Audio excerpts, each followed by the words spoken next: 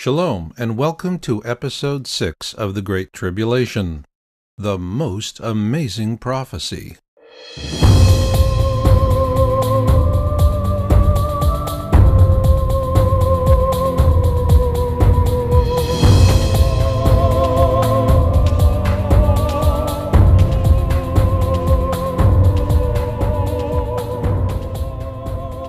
I'm your host, Marshall Masters, publisher of Jesus and the Third Temple, and this 13-part series is made possible by Your Own World Books and features author Robert Reiland. And now we begin with the first part of Episode 6, the most amazing prophecy.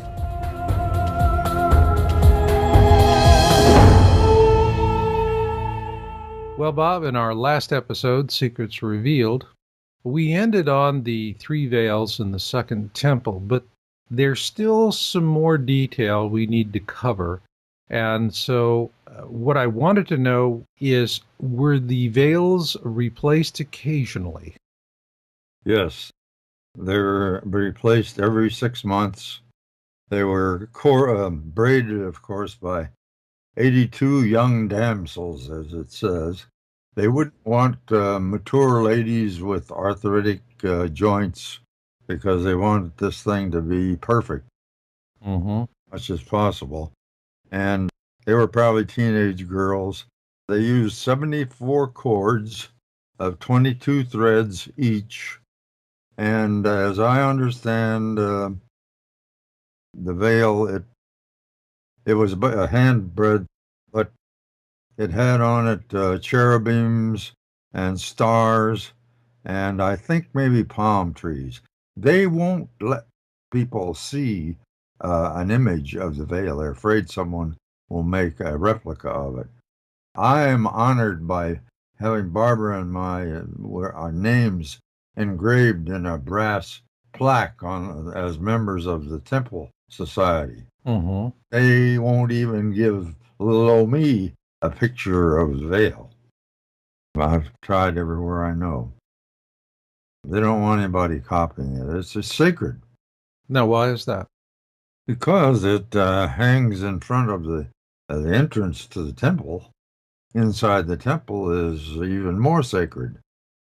In the Exodus, it describes it as an hanging.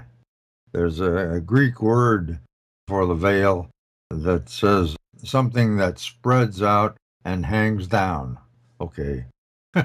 So, is there any numerical significance to 82 damsels, 74 cords, and 22 threads? Not that I know of, other than the fact I think it's a physical requirement. In order to get the veil to be 4 finger breadths thick, they needed to have braids of that configuration, that many cords, that many threads. It was that thick. How tall was it? 60 feet. Wow. 30 feet wide. Wow. Yeah. They call it a veil, but that's not really a veil. They don't really have a word for curtain? Anything else. Yeah, later on, it's in Josephus, he calls it a Babylonian curtain, and which is more descriptive of what it really was. The other 2 veils inside separated the Holy of Holies from the holy place. So then when these veils were replaced, did they actually replace this every 6 months, the entire thing, or did they refurbish it?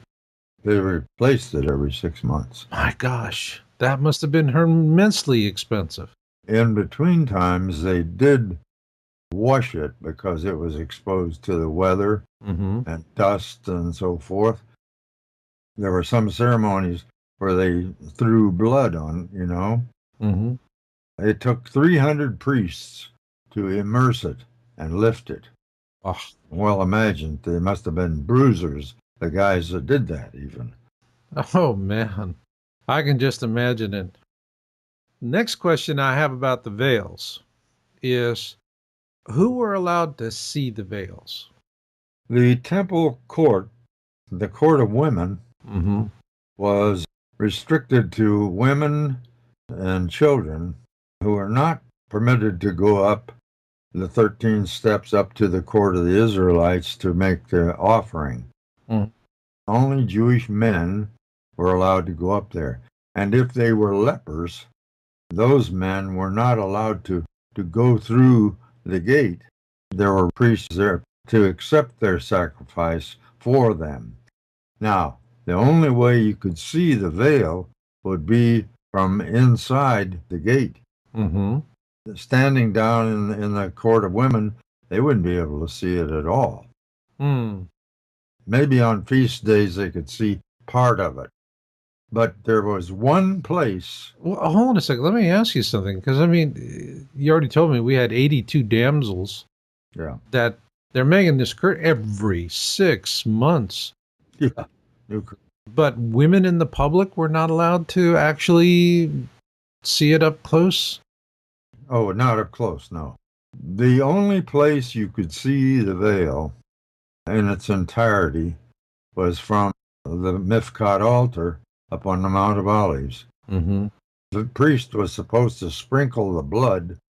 When the sun came up behind him, the sun would illuminate the curtain, and he would see this beautiful hues of red and purple and gold. Mm-hmm.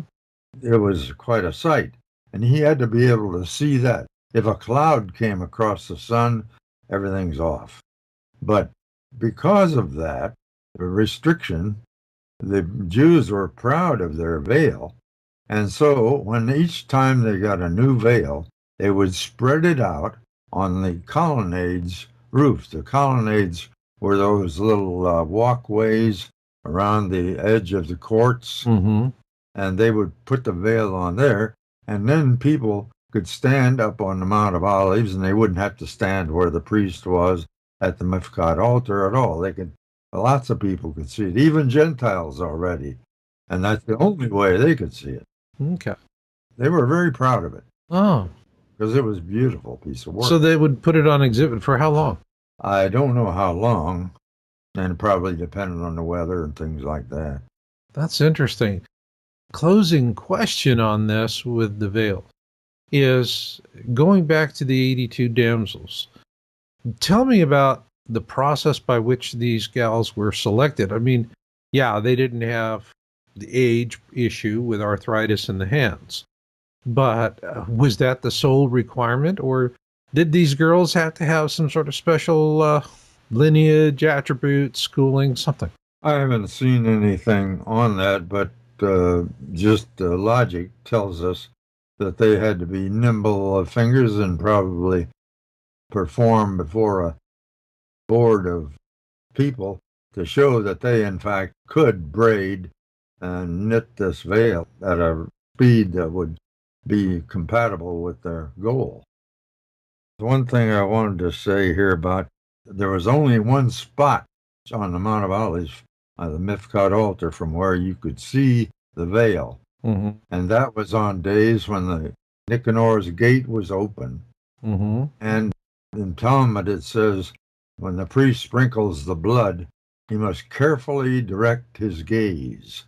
And that's because he can't be walking around out there. It's a space about the size of my desk here. Mm-hmm. If he walks too far to the left, wall would obscure part of the door. Mm-hmm. And if he walks too far backwards, it would cut off the top of it. And if he walks too far forward, and so forth. He had to stand in a particular place, and he couldn't cough or sneeze or nothing. Wow. He had to be exactly precise at that position. It's intriguing to me that the Jewish law is fascinating to me, even as a Christian, because like we've discussed before, it's strengthened my faith even just by knowing the Jews' approach to dealing with God and with Messiah. The more that people know, the more it helps them. I mean, to me, that's the whole point of what we're doing with this series. Certainly. And I am, as a catastrophism researcher, I'm always interested in things that give people an edge. And If there's one thing that really gives you an edge is the ability to think outside the box, which means you got to challenge your own belief systems, examine the belief systems of others objectively. You use what works for you, and what you don't use, move beyond it. I think I told you the first day I was on the job as a brand new engineer, I found out that the formula we had been taught for predicting bending stress in a beam in school was not correct. It had to be corrected. And that was a great revelation to me. On the defense of the professors, however, the man who derived the correction and new procedure did it while I was in school. But I understand that they're still teaching it the same way, in spite of that. This is just great stuff for listeners out there. With that, I'm going to ask you a quick question before we run out of time here, because we just got a few minutes left. What do you think is the most amazing Bible prophecy? To me, it's strictly my own opinion, but I believe that most people would agree. It's Daniel's prediction of when Messiah, son of David, would walk into Jerusalem as the Redeemer. And he did it exactly on the day that was prophesied. They'd been marking off their calendars for 483 years because that's when he was supposed to arrive. From the time that Artaxerxes, king of Persia, gave the commandment to Nehemiah to go forth and rebuild the city and the temple, it would be 483 years. But that the Messiah would be killed, then be scattered. And that prophecy is in Daniel chapter 9, verses 24 through 27. And it happened exactly on the date that he prophesied. On the 10th of Nisan, Jesus rode into Jerusalem with people throwing down their cloaks and palm fronds in his path, proclaiming him, Hosanna! Blessed is he who comes in the name of the Lord. Hosanna in the highest. So they knew that was the day, and that was him. And some of the priests, of course, were cautioning him not to say that. And he said to them, I'll tell you, if they didn't say it, these stones would cry out. And that verse came to me and my then wife, Beth, as we walked down the Mount of Olives, stumbling through those stones. That verse came out in my chest and in my head. It was marvelous to remember. Well, I'll tell you what, let's pick up on this a little bit more in the next segment. And I want to ask you, how did the Jewish people know, let me put this in quotation marks, when?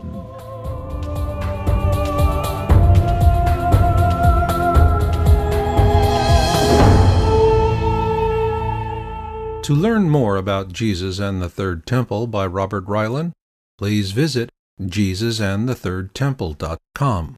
And now we continue with the second part of Episode 6, The Most Amazing Prophecy. All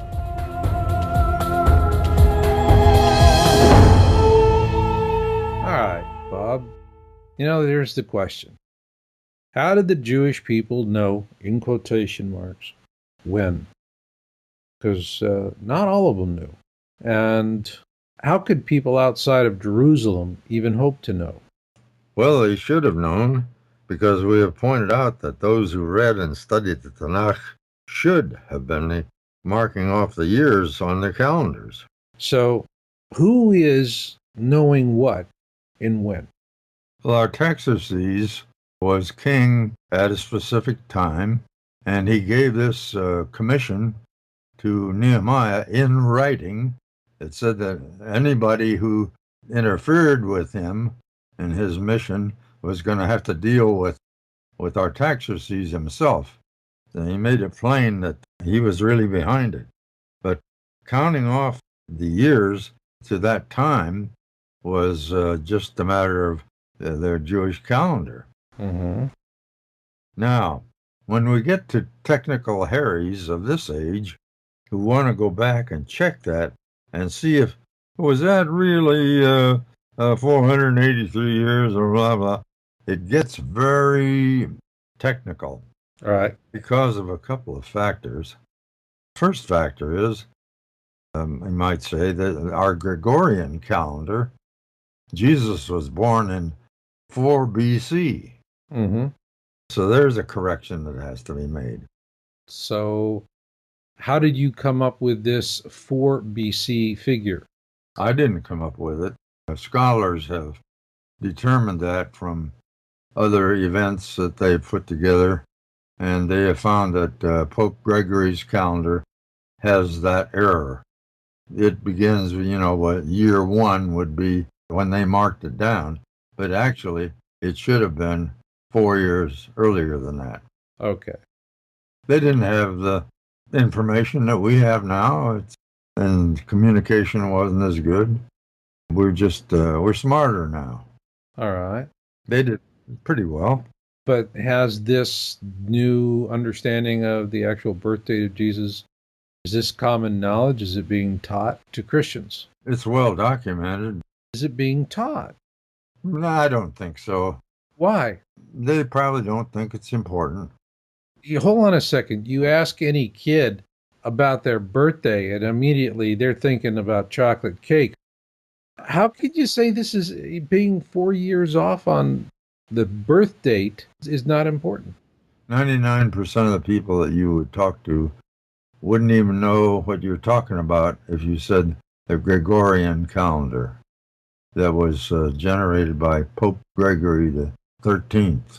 Well, I understand all of that, but we're still back to a basic issue of people do not fundamentally understand exactly when he was born and how old he was when he died. Well, they would if they knew what I've been telling you. Yeshua's birth date and age can be verified by the Haftorah or Rosh Hashanah, Isaiah 61, because he had to be 30 years old in order to preach. That's right. But so this is another example of a secret that is withheld from the public. I wouldn't say it's withheld, it's just neglected to be released. But it's neglected by the people who know better. Yeah, they should tell them about it. Yeah, I think so. That's also, tradition has suppressed and distorted the truth. My mission is to correct this. It's nice that you did. It's not emphasized that much in Sunday school teaching and in church pulpit sermons. They don't look at in the detail that we're talking about. That's why the church has not been friendly to me. The rabbis have been more friendly to me with my work than the church has. And we're coming to another one that's similar to this.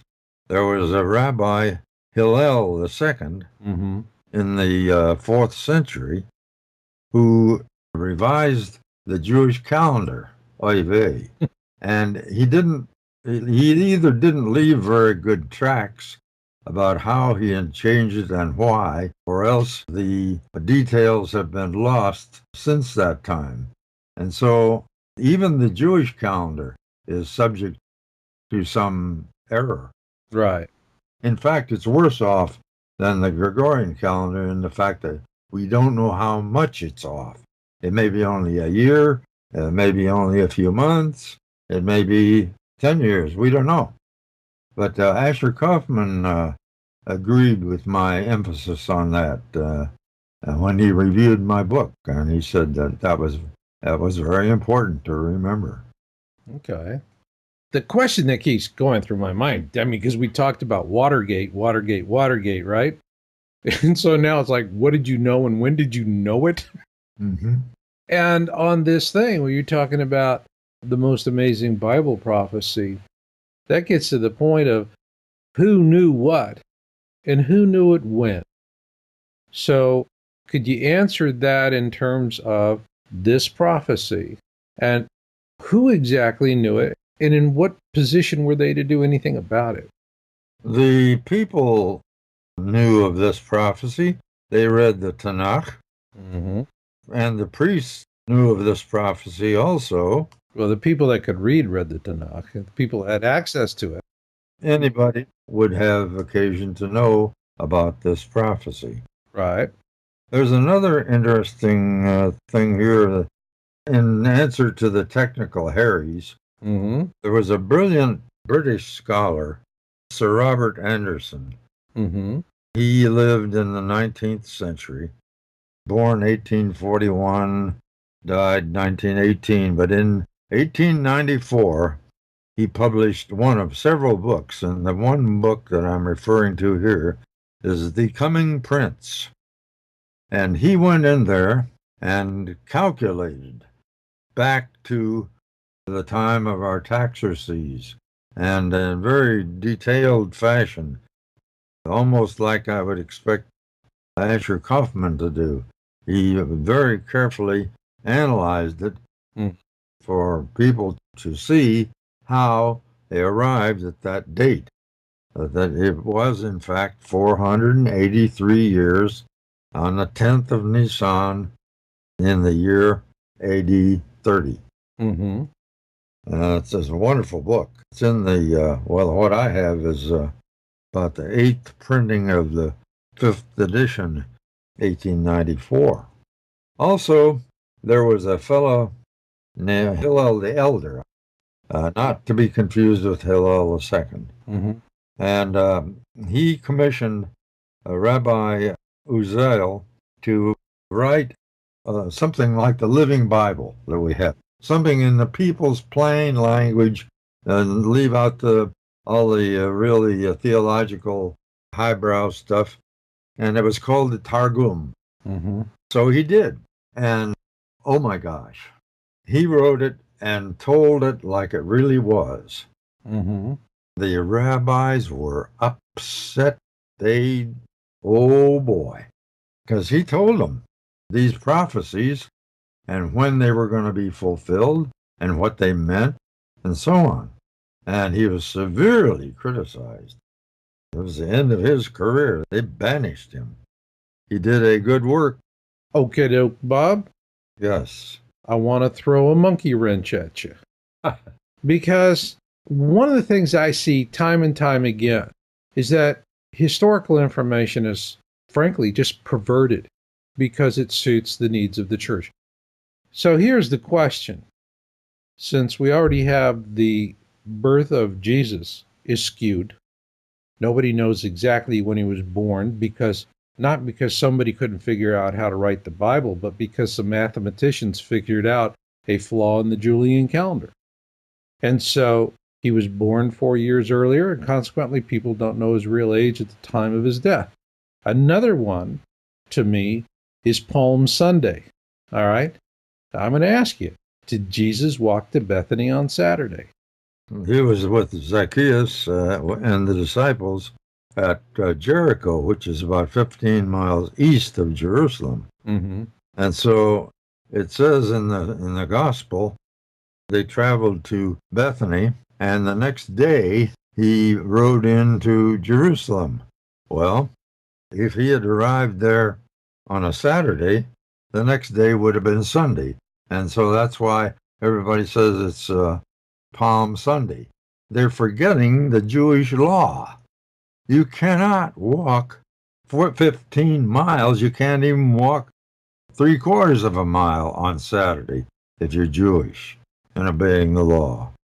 So they'd had to have walked on what we would call Sunday, the first day of the week, which is what they call it. Mm-hmm. And they obtained donkey, and then the next day he rode into Jerusalem, which would have been Monday, and it would have been the 10th of Nisan. And that's significant, the fact that it's the 10th of Nisan.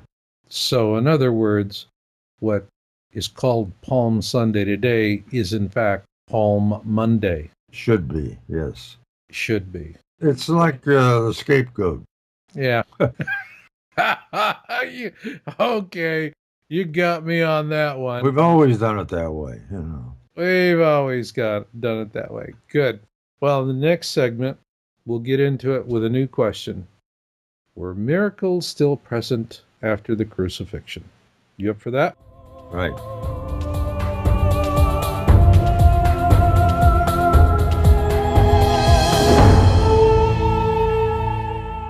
To learn more about Jesus and the Third Temple by Robert Reiland, please visit JesusandTheThirdTemple.com.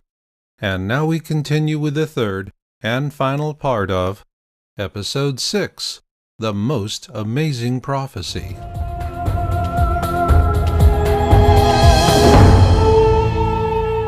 Okay, Bob, here we are in this third part of this episode, and the question I have for you is, were miracles still present after the crucifixion?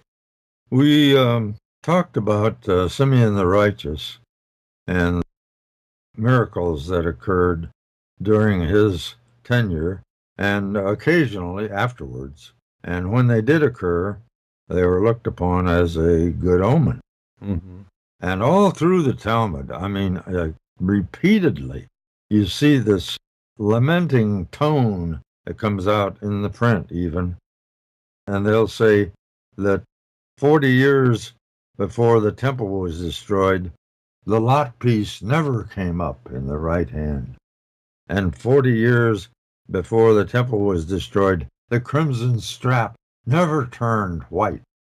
And so they never say what happened 40 years before the temple was destroyed, but all you have to do is subtract 40 from 70, and that's 30. And there was a very significant event that occurred in Jerusalem up on the Mount of Olives at that time.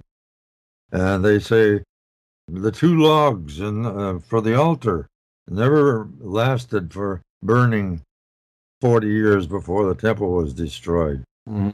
And the one most important, I think, is the westernmost light never outlasted the others during the 40 years before the temple was destroyed. Mm-hmm. And they noted this, and it really impressed them. That westernmost candle was the one that was the closest to the Shekinah, who was in the temple and in the Holy of Holies, his little earth-bound apartment. Mm-hmm. Disciples worshipped there. They were Jews. A lot of people resent that. And it says I think it's the last sentence in the book of Luke, and it says, and they continued to worship in the temple every day after Jesus ascended to heaven. Mm-hmm. Why would they go there if the temple was no longer valid, if the Shekinah was not still in place? There's another point. There are some conservative theologians who insist that the New Testament was written about 100, 150 years after the crucifixion. Well, it's real simple to prove that that's incorrect because of two events that do not appear in the New Testament. And one of them is the destruction of the temple. Jesus predicted it. He said it would be destroyed, and not one stone would be standing upon another. Mm-hmm. And another one is the departure of the Shekinah from the temple. Boy, don't you think they would have rubbed that in on the priests if the Shekinah departed their temple? That was a sign that, hey, I'm through with you guys. So that shows It's God saying, I am so out of here? right out of here. Oh, okay. Are reported, and his ascension into heaven. None of those are reported in the New Testament. Okay. So they occurred 66, the year 66, and then 70 after he sat there for 3.5 years.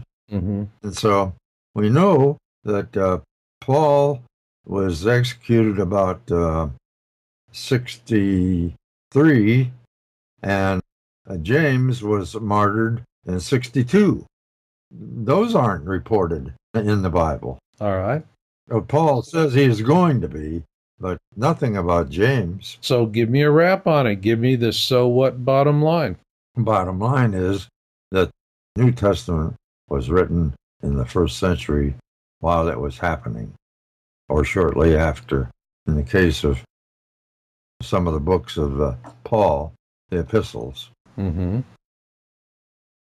because they certainly would have mentioned those events which showed that Israel was not in good favor with the Lord.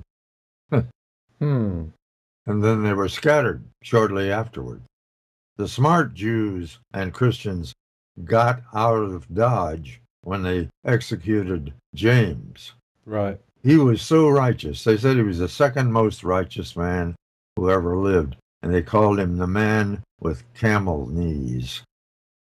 He had spent so much time on his knees praying, he had big calluses on his knees like a camel has.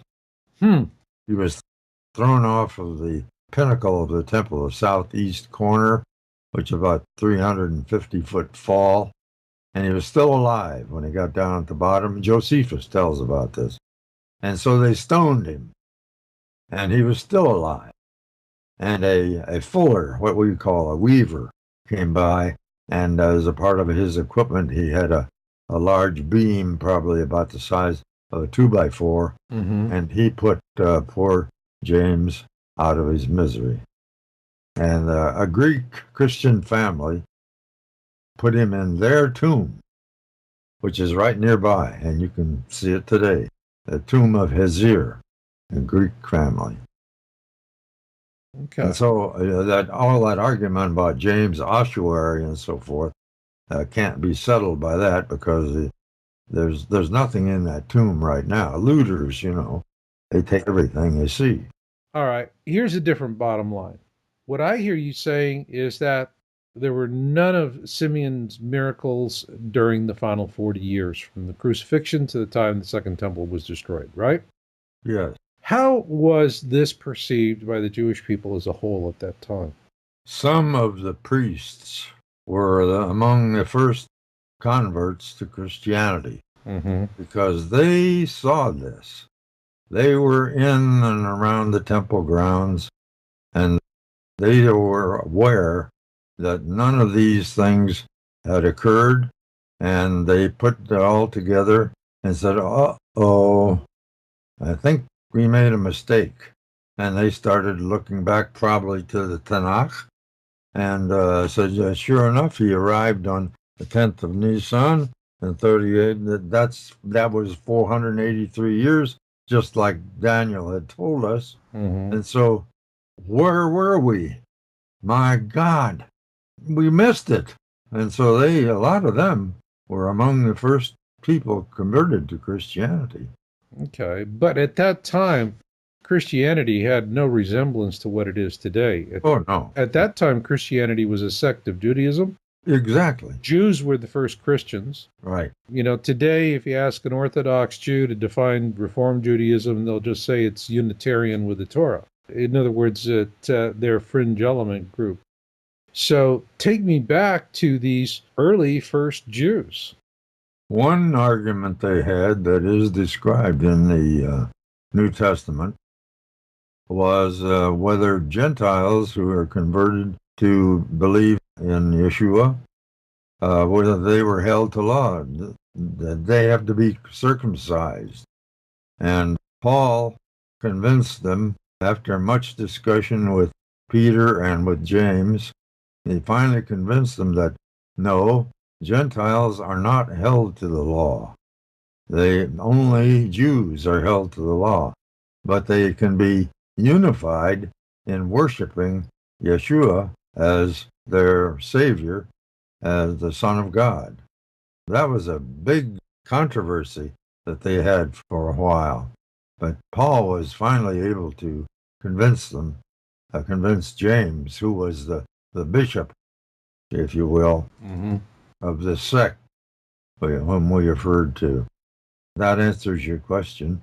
Well, it does in part. I mean, there's another aspect to this, and why Christianity diverged from its roots, because until Rome stepped in, I really do find myself in agreement with very early Christians that men and women must be co-equals, must be in harmony.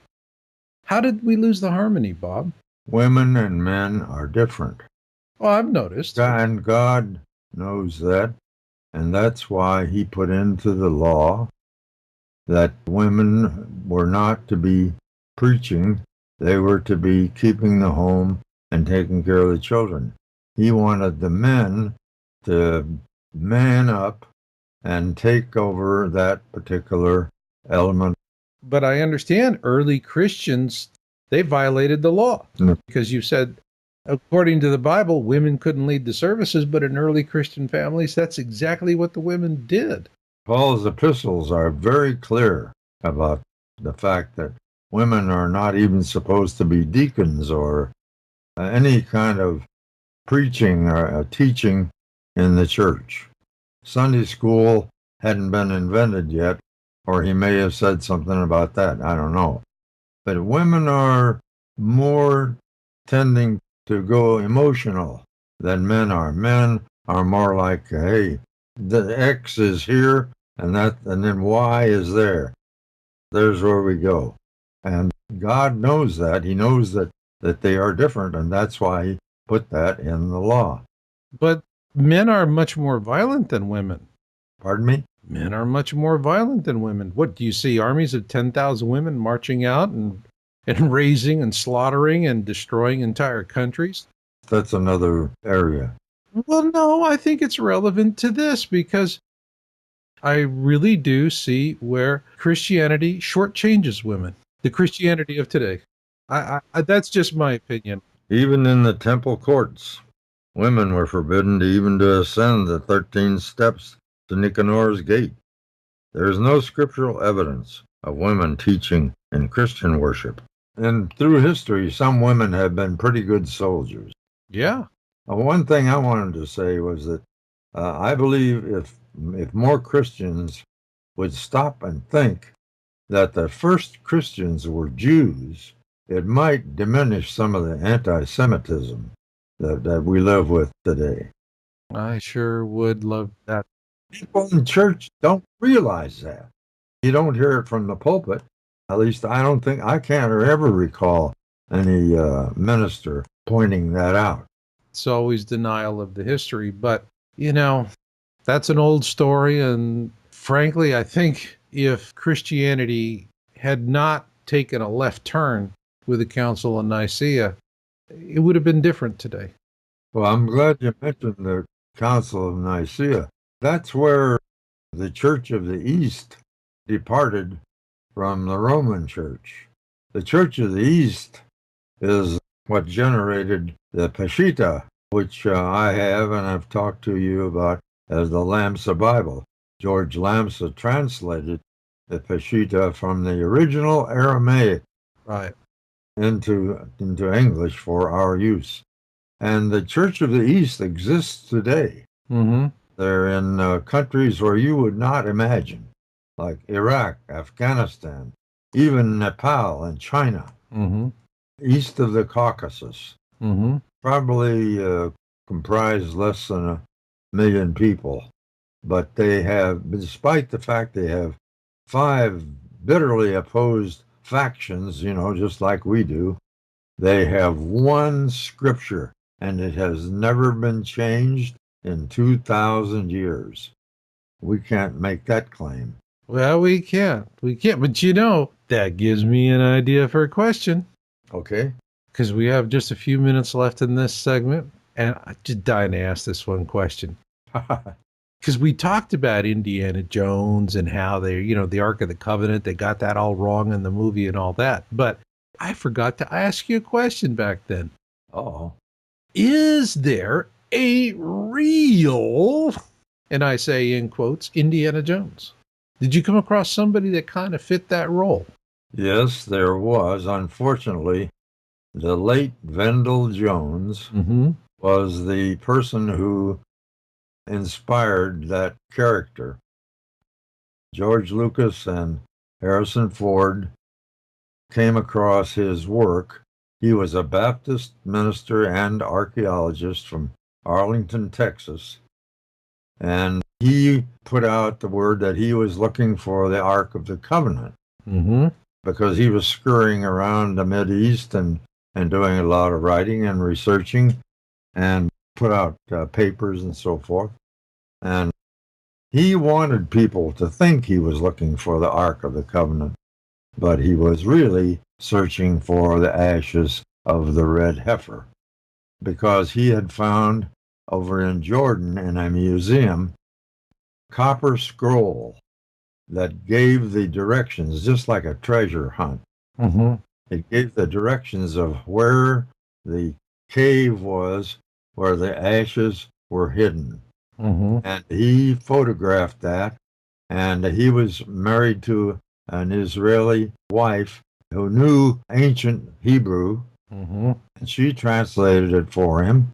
And they, sure enough, they went over in the Qumran Valley there, near where that first urn was found, in fact. Mm-hmm. And it said that there was a wadi that had a cave that faced eastward, and on the floor of the cave was a marble floor. And he searched around there until he sure enough found a cave that met that description. And it was dangerous working there because they had cave-ins, and not only that, they had trouble with the Israeli Antiquities Organization. They had all kinds of problems. They used volunteers, people like myself, to go over there and work, and they could only work from November until April. They had a very short time because it was so hot in that desert, they just could not work. Mm-hmm. He worked about 18 years, I think. Mm-hmm. And they found one thing after another, as we talked about earlier. He found the urn that contained the anointing oil for the priests and the kings. Mm-hmm. And he found a couple of kilos of incense for the altar of incense, Mm-hmm. which was comprised largely of cinnamon, about 8 different varieties of cinnamon, which we had talked about earlier. Mm-hmm. He is the person who supposedly inspired that character.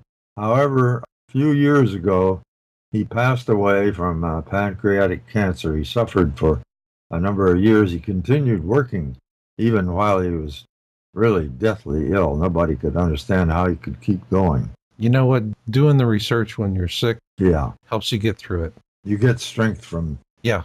Well, that is interesting. Vendel Jones. Uh-huh. Okay. And a TV evangelist who knew him and said he was a buddy told me, whatever you do, don't refer to Vendel Jones, because he's a loose cannon in the evangelical community, and you will just get dirt on yourself from associating with him. This is a buddy, what kind of buddy is that? Yeah. I feel like, hey, the truth is the truth, and that's what I'm commanded to find, and God will take care of whatever occurs after I find the truth and deal with it. It's his problem, not mine.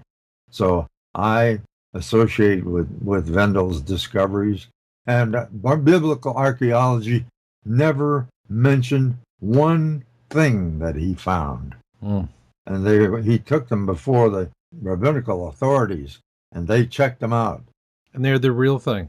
The oil and the incense, and they were the real thing. Wow. And I believe, as I've told you before, that he also found the ashes, because they don't talk about it anymore. I haven't heard anything. Well, then that brings us up to what we're going to be talking about in the next episode in the series, the Red Heifer Ceremony.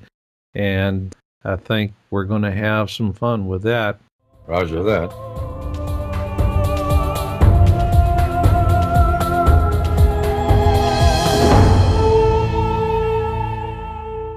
This concludes episode 6, The Most Amazing Prophecy. Next up, please join us for episode 7, The Red Heifer Ceremony.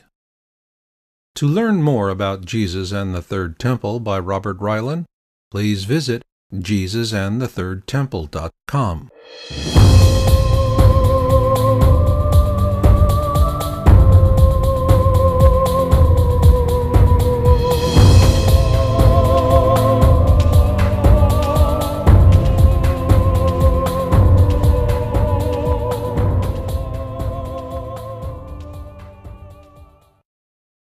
They used 74 chords of 22 threads each. And as I understand the veil, it was a hand bread, but it had on it cherubims and stars, and I think maybe palm trees. They won't let people see an image of the veil. They're afraid someone will make a replica of it. I am honored by having Barbara and our names engraved in a brass plaque on as members of the Temple Society. Mm-hmm. They won't even give little old me a picture of the veil. I've tried everywhere I know. They don't want anybody copying it. It's just sacred Now, why is that? because it hangs in front of the entrance to the temple. Inside the temple is even more sacred. In the Exodus, it describes it as an hanging. There's a Greek word for the veil that says something that spreads out and hangs down. Okay. So, Mm-hmm. is there any numerical significance to 82 damsels, 74 cords, and 22 threads? Not that I know of, other than the fact I think it's a physical requirement in order to get the veil to be 4-finger. Shalom, and welcome to Episode 6 of the Great Tribulation, the most amazing prophecy.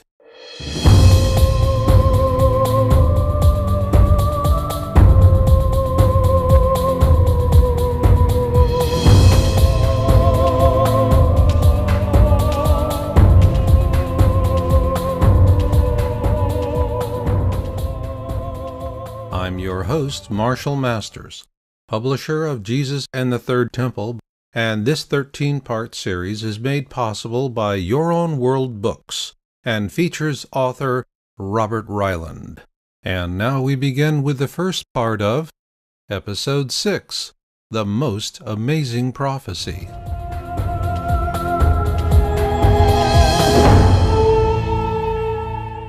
Well, Bob, in our last episode, Secrets Revealed, we ended on the 3 veils in the Second Temple, but there's still some more detail we need to cover. And so what I wanted to know is, were the veils replaced occasionally? Yes, they were replaced every 6 months. They were braided, of course, by 82 young damsels, as it says. They wouldn't want mature ladies with arthritic joints because they wanted this thing to be perfect, much as possible. And they were probably teenage girls, braids thick. They needed to have braids of that configuration, that many cords, that many threads. It was that thick. How tall was it? 60 feet. Wow. 30 feet wide. Wow. Yeah. They call it a veil, but that's not really a veil. They don't really have a word for curtain?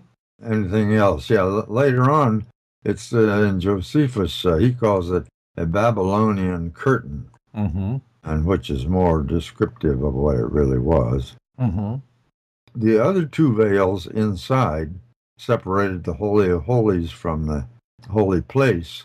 So then when these veils were replaced, did they actually replace this every 6 months, the entire thing, or did they refurbish it? They replaced it every 6 months. My gosh, that must have been immensely expensive. In between times, they did wash it because it was exposed to the weather and dust and so forth. There were some ceremonies where they threw blood on, It took 300 priests to immerse it and lift it. Oh. Well, imagine, they must have been bruisers, the guys that did that even. Oh, man. I can just imagine it. Next question I have about the veils is, who were allowed to see the veils? The temple, it was quite a sight, and he had to be able to see that. If a cloud came across the sun, everything's off. But because of that, restriction, the Jews were proud of their veil. And so when each time they got a new veil, they would spread it out on the colonnades roofs. The colonnades were those little walkways around the edge of the courts, Mm-hmm. and they would put the veil on there, and then people could stand up on the Mount of Olives, and they wouldn't have to stand where the priest was at the Mifkat altar at all. They could, lots of people could see it, even Gentiles already, and that's the only way they could see it. Okay. They were very proud of it Oh, because it was a beautiful piece of work. so they would put it on exhibit for how long? I don't know how long, and probably depended on the weather and things like that. That's interesting. Closing question on this with the veil is going back to the 82 damsels. Tell me about the process by which these gals were selected. I mean, yeah, they didn't have the age issue with arthritis in the hands, but was that the sole requirement, or did these girls have to have some sort of special lineage, attributes, schooling, something? I haven't seen anything on that, but just logic tells us that they had to be nimble of fingers and probably perform. The court of women Mm-hmm. was restricted to women and children who were not permitted to go up the 13 steps up to the court of the Israelites to make the offering. Mm. Only Jewish men were allowed to go up there. And if they were lepers, those men were not allowed to go through the gate. There were priests there to accept their sacrifice for them. Now, the only way you could see the veil would be from inside the gate. Mm-hmm. Standing down in the court of women, they wouldn't be able to see it at all. Mm. Maybe on feast days they could see part of it. But there was one place. Well, hold on a second. Let me ask you something, because I mean, you already told me we had 82 damsels. Yeah. That they're making this every 6 months. Yeah. But women in the public were not allowed to actually see it up close? Oh, not up close, no. The only place you could see the veil in its entirety was from the Mifkat altar up on the Mount of Olives. Mm-hmm. The priest was supposed to sprinkle the blood. When the sun came up behind him, the sun would illuminate the curtain, and he would see this beautiful hues of red and purple and gold.